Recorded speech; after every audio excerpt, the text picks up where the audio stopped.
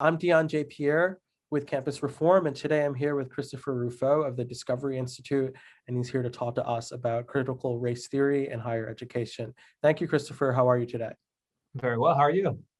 I'm well. So last January, excuse me, you announced the creation of the Stop Critical Race Theory initiative. Can you tell us a little bit about that? Yeah, this is an initiative just from a few months ago that is basically looking at critical race theory through the lens of filing lawsuits against programs that perpetuate racial stereotypes, that teach the concepts of collective guilt or race-based harassment, and in some cases compel discriminatory speech. And we had kind of big success last year. Last summer, I released a series of reports on critical race theory in the federal government. It led to an executive order from President Trump banning these programs within the federal government. On the first day in office, unfortunately, the President Biden, one of his first 15 executive orders was rescinding Trump's CRT ban.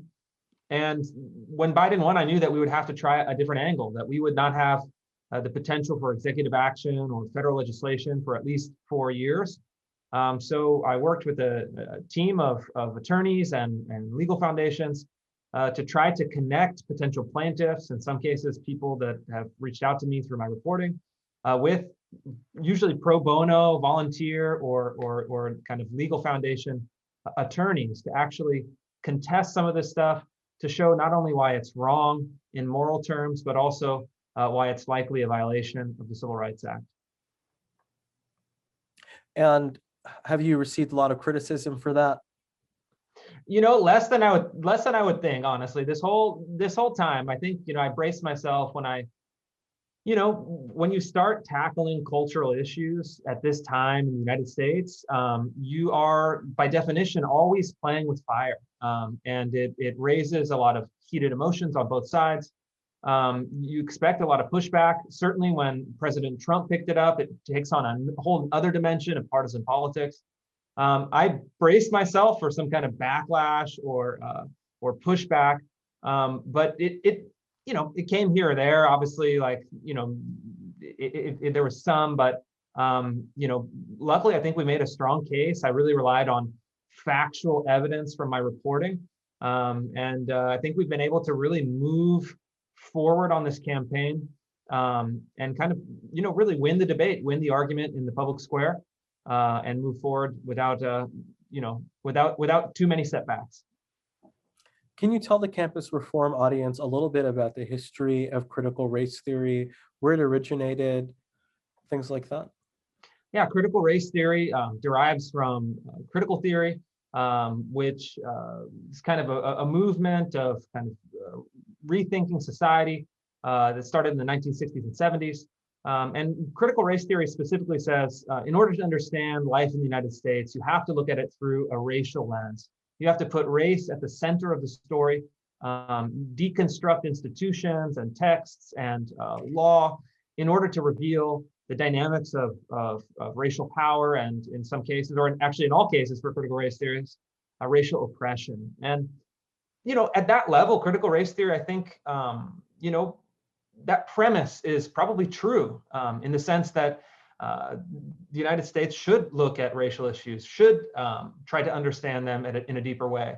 But what critical race theorists have done is take that true premise and then built on what I think is a unsupported and false and really destructive conclusion, where they say, we should look at race, but their conclusion is, okay, race and racism is central to all human experience and at all times. They really, in a lot of cases, deny or severely minimize any progress on racial issues in the United States. And they basically say that racism in the United States has become more subtle, more sophisticated, more insidious, but is fundamentally unchanged since the beginning of this country's history. And I think that critical race theorists, in a strange way, are kind of associated with progressives, but in an irony, they actually refuse to recognize any progress on these issues. And they use as a kind of framework, a really Marxist idea of this very simplistic split between good and evil. In Marxist times, it was, proletariat and bourgeoisie. In the critical race theorist kind of conceptualization, it's black and white. And then the solutions are also really, really basic. You kind of dig into their literature and you say, well, what do you guys want as critical race theorists? What do you want to see happen, rather than just the critique? And the solution in almost every case is a kind of reheated 20th century Marxism, whether it's like Cheryl Harris, the critical race theorist and law professor. She basically says we need large-scale land and wealth seizures and redistribution based on the kind of African decolonial model. Or you look at Ibram Kendi, who's the kind of great, popularizer of this ideology. He wrote a piece for Politico saying we need to have an unelected fourth branch of government staffed by anti-racist experts with the power to veto, invalidate, or abolish any law at any level of government in the United States, and also have the power to regulate the speech and beliefs of policymakers. Certainly would include, policymaking entities and think tanks and media, to wield disciplinary tools over and against them. You get, again, this kind of basic idea. Well, there's this problem, so we need, kind of Marx-style wealth redistribution with a kind of Marxist-Leninist punitive state. And where is critical race theory most prevalent in higher education, and how is it affecting the campus culture? Started in law schools. This kind of idea of skepticism about Enlightenment rationalism, skepticism about equal protection, skepticism about the 14th Amendment and kind of colorblindness, skepticism of equality under the law.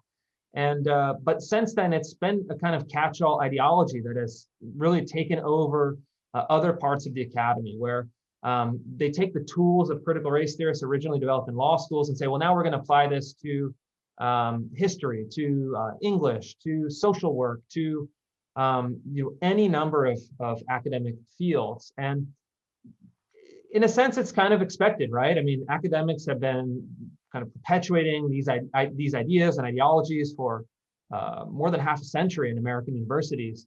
What's different is the last few years, this set of ideas has jumped out of academia, out of the university setting, and into all of our public institutions. So it's in almost every branch of the federal government. It's in, I would say now, the majority of large school districts in the United States. It's in large corporations in many cases, not all, but increasingly more and more. So it is this kind of really astonishing and, frankly, to their credit, very successful perpetuation of the ideology through the institutions, predominantly through publicly funded institutions. And they're using the mechanisms of the state, using the power of the bureaucracy as a kind of way to disseminate this ideology and to solidify real world power according to the tenets of critical race theory. And I think that one of the very smart things that they did is that they took a lesson from the old Marxists and communists who had very aggressive language. They said, we need to foment revolution. We need to heighten the contradictions of capitalism. We need to, abolish, landowners and landlords. And that language is scary for people. It's very divisive. It's very kind of hot language. It doesn't mesh well with American middle-class sensibilities. So what the critical race theorists and their kind of analog components in the institutions have done is they've used this new soft language, the kind of linguistic strategy of euphemism, where they're saying this is diversity, this is inclusion, this is belonging. All these very nice, very soft sounding words that most people see very quickly, like maybe your kid's curriculum or homework is coming through. Okay, cool, diversity, inclusion, belonging. I like that, you like that, we all like that. But underneath the surface of these very soft, abstract nouns, when you actually report on it, as I've done in dozens of institutions now, the rhetoric gets wild and the kind of old style Marxist rhetoric reemerges. I just reported, an hour ago on documents from Buffalo where they're saying teachers need to achieve critical consciousness in order to kind of subvert their oppressors within public institutions. They're talking about America's sickness. They're talking about dismantling cisgender privilege and disrupting the Western nuclear family. All of that old language, in this case, they're saying, quote, all white people play a part in perpetuating systemic racism, and white elites work to perpetuate racism through politics, law, education, and the media. And these people, in essence, are, quote, unfairly rich. So again, that old Marxist language is just under the surface. I think most middle-class people have this kind of gauzy and maybe idealized vision of public education, of the bureaucracy that fights in a seemingly neutral way, or at least kind of supportive of those foundational American ideas, constitutional principles, civil rights. But that's no longer what's happening. And I think that the more that I've reported on specifics, the more that now a number of people in other organizations are reporting on these specifics, the more that this is a real live debate in America. So there's concern and worry that critical race theory is making its way into American public schools. Here at Campus Reform, we've talked about its prevalence in higher education, but what are you seeing in the public schools? Well, it really kind of, I guess you could say, trickles down from universities into public schools through kind of programs of teacher training and the graduate schools of education and many public and private universities, where if you look at the kind of teacher training programs, doctors in education, et cetera, these are very left-wing departments, very left-wing programs. I'm reporting on a series of stories from 3 different districts in Portland, Oregon, that are now teaching really explicitly Marxist pedagogical techniques, in large part based on the work of a guy named Paulo Freire, a Brazilian Marxist and educator who believed that schools should be training students to be able to identify their oppressors and eventually subvert their oppressors and overthrow dictatorial regimes. In his time, these are dictatorial regimes in South America in the 60s and 70s, but they're being applied to an American context, basically saying that the American regime is analogous to the oppressive right-wing fascist regimes in Latin America a half century ago.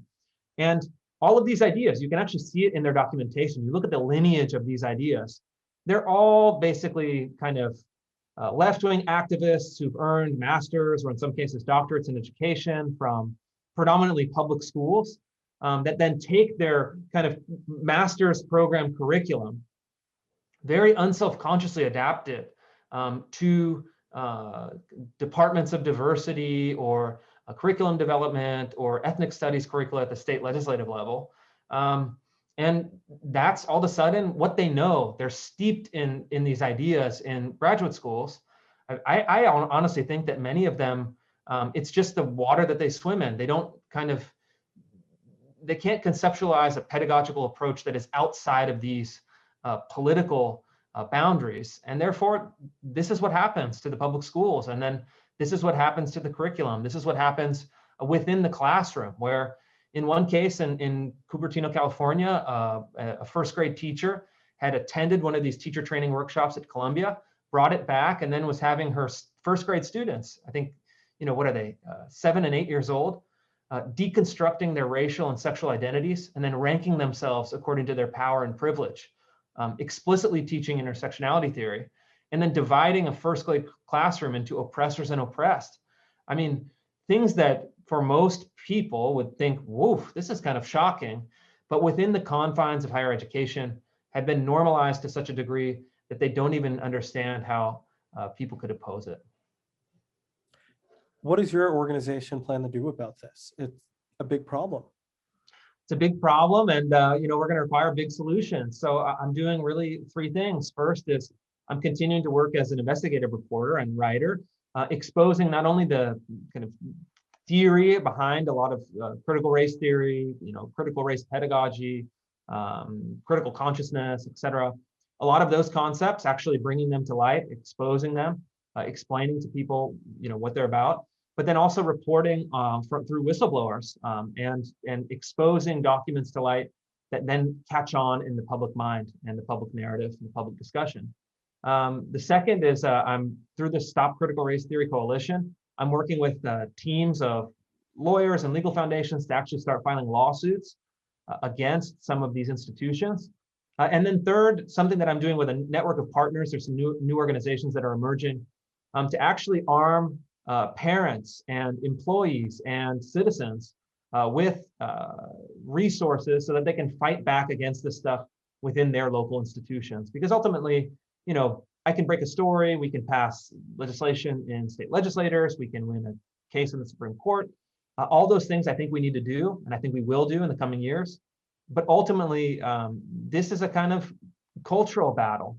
And in order to retain the kind of foundational elements and foundational aspirations of the American way of life, the American Constitution, that has, I think, evolved over time towards a more perfect union, we have to educate people and equip people to stand up for those principles, and then to recognize the need for continuous improvement, but also resisting the kind of siren song of revolution that has now captured the minds of so many people within our institutions.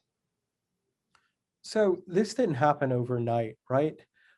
You described how teacher training programs are bringing critical race theory ideas to K through 12 education, but how has this all managed to happen basically unnoticed? It seems that every few months or so, Americans wake up to learn that some checklist of progressives has been implemented somewhere in the country.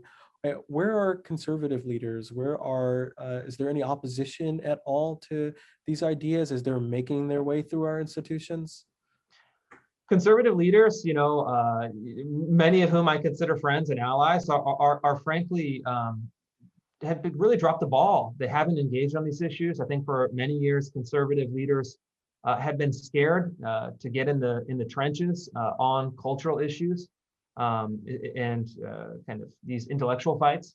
I think the conservative kind of machine, and I say that in a good way, you need a machine, but the conservative policymaking establishment, the conservative leadership has focused for many years on predominantly economic issues. So fighting against socialism or big government or whatever the kind of desired vocabulary is, and has found itself now, frankly, unequipped to fight on these cultural issues, which I think are a far greater threat and a far greater, and the leftists had far greater success in perpetuating. So that's the bad news. The good news is that the conservatives have really started to wake up, and conservative institutions have started to mobilize on these issues because they realize that these cultural battles are really fighting for the foundational institutions in our country. So I'm seeing more and more conservative think tanks, conservative leaders, and even conservative policymakers starting to fight. There's now state legislation in 3 states to try to ban some of these frankly illegal critical race theory practices and programs within public institutions. And then at the federal level, there are now a number of Senate offices that are in the process of working on legislation. So we're seeing these issues finally emerge. We're seeing conservatives finally mobilize, and I hope in the coming years we'll start to see some success. And it seems that one way of trying to have success is by filing lawsuits. Can you talk about what your organization is doing on that front? Yeah, lawsuits are really kind of pivotal because the critical race theorists, reject the kind of theoretical orientation of the Civil Rights Movement and the Civil Rights Act. They are deeply skeptical of the idea of equal protection under the law. They're deeply skeptical of non-discrimination or anti-discrimination legal protections. They argue that